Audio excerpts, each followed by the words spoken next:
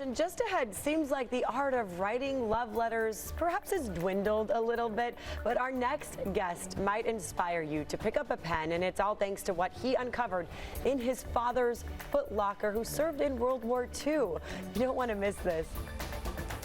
Well, are you looking for some romantic inspiration? This may just be it. This morning, we want to share a love letter. In fact, thousands of love letters. These are from a World War II veteran, and these love letters were uncovered by our guest here this morning. Joseph Tachovsky is joining us. Good morning to you, Joseph.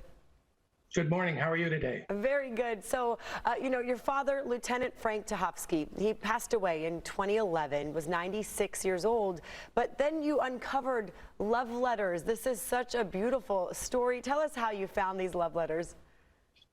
Well, through a eulogy at my father's funeral, it prompted me to open his footlocker in the garage, which was always sort of a sacred thing. If I ever saw him opening it or going through it, he'd always close it. And it was something that I understood to be very personal to him. And while he was alive, I never opened it. But after his passing, I did, and found this treasure trove of letters, remembrances, photographs, train schedules. It was just like a treasure trove of history. And what an incredible way to learn about your father. Your parents were writing to each other very often. Let's talk about that. How often were they writing? How many letters did you find? Well, my mother would write once or twice every day. This was the only means of communication. You couldn't make a phone call. If you sent a telegram, it would be very terse. So these 2 to 3 letters that she wrote every day were just, details of everyday life. And sometimes the letter might take 2 weeks to get there at the earliest, and sometimes a month or more. So it was amazing is when they'd have arguments in the mail, by the time one could respond to it, whatever they were arguing about, the other one had forgotten. Oh, wow. How long was he gone for during that time? Well, he shipped out for Guadalcanal in October of 1942, and I believe he returned in September of 45. Okay, so almost 3 years or so that they were apart. Correct. And let's talk about the San Diego connection. Your parents' first date was in San Diego, is that right? Well, he was stationed at what was then Camp Elliott, and Roxy had a cousin who was also a Marine, and she happened to meet Dad in San Diego. She would stay at the U.S. Grant Hotel, and their first date was a bus ride down to Tijuana, which they spelled as 2 words back in those days, to the Agua Caliente racetrack. And I found their racing form for Agua Caliente, which was one of the more interesting things that was found in the trunk. I love looking at the pictures of the 2 of them. Very glamorous photos, by the way. Very good-looking couple. What else did they like to do here in San Diego?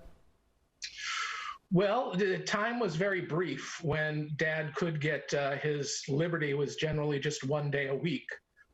They would have dinner in the Gaslight District. They would go up to Los Angeles frequently because my father had a brother who was Freddie, who was in the Navy at the time.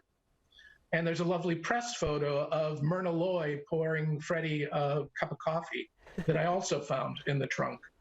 And they would they do the normal tourist things that they would do, that couples would do. Okay. And I mean, this love, to be able to see it in writing, for your father to receive these letters while he was in World War II, what did this mean for him? Even members of his platoon, right? I mean, they all kind of look forward to these, I would imagine. They were certainly a great morale booster. But as far as correspondence was concerned, it was a little bit more sketchy because of combat and having time to write. In fact, one letter that he wrote, Valentine's letter, he wrote from Guadalcanal. And he said, I wouldn't even have known today was Valentine's Day if someone wouldn't have mentioned it to me. Oh. And then he goes on to, sort of chastise her for being overly effusive about how much she loves him, that he says, sometimes when you write this way, I think you think I'm a dumbbell. And when I read it, there's no way I can match your love. I'm not Charles Boyer, and I can't do it cleverly or romantically. I can only do it to where I can meet the depth and sincerity of your love. Oh, which is so beautiful in itself. That says it all right there. So this was that 1943 Valentine's Day letter? Correct. Okay. Oh, wow. I mean, to be able to even have that communication, I know then was a huge deal, and it just makes you appreciate nowadays, people can email each other. It's a lot easier, Facebook message, things like that, when, loved ones deployed. But this just exceptional, that dedication for each other, really going above and beyond to do that. And, ahead of Valentine's Day, it's a good message. We can show our love that way, right? Exactly. In fact, another lovely letter that I uncovered, and it was really by chance, except that the existence of this letter was mentioned in some of their correspondence. And it was a letter that she wrote and slipped into my father's khaki uniform.